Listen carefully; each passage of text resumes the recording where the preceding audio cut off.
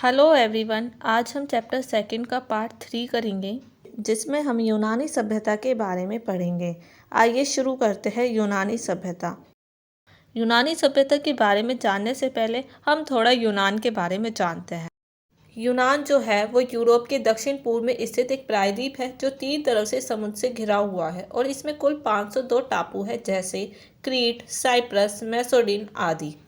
अब हम समझते हैं कि यूनान में किस तरह से सभ्यता का विकास हुआ।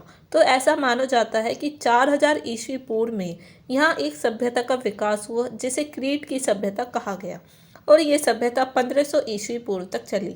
जब क्रीट की सभ्यता का पतन हो गया तो यहाँ एक नगर था माइसिन नाम का।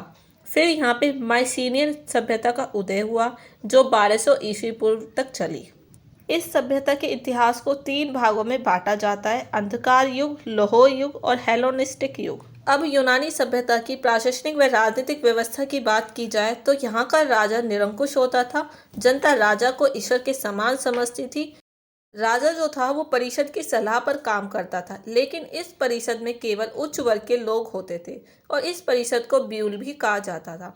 एक आम सभा भी होती थी जिसे जनता की आम सभा के नाम से जाना जाता था। इसमें सभी स्वतंत्र नागरिक शामिल होते थे और इसे एगोरा भी कहा जाता था।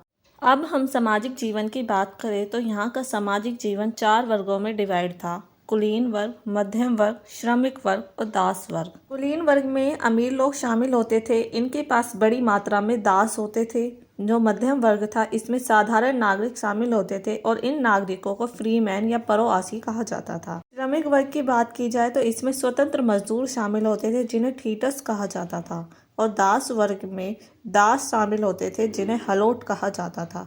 आइए आर्थिक व्यवस्था की बात करें तो यूनान आर्थिक दृष्टि से बहुत समृद्ध था। यहाँ के लोग उद्योग, मिट्टी व धातु के बर्तन बनाना, अस्त्र शस्त्र बनाना, फर्नीचर बनाना आदि कार्य करते थे, पर यहाँ पर कृषि पर इतना ध्यान नहीं दिया जाता था। यूनान के धार्मिक व सांस्कृतिक जीवन की बात की जाए तो यहाँ के लोग बहुदेववादी व मूर्ति पूजक थे। यहाँ के मुख्य देवता जीयस, अपोलो आदि नाम के थे। यहाँ के लोग नाचना, गाना, पशु की लड़ाई करवाना आदि कार्य भी करते थे। ऐसा माना जाता है कि यूनानियों ने कई भव्य मंदिरों और विशाल मूर्तियों का भी निर्माण करवाया।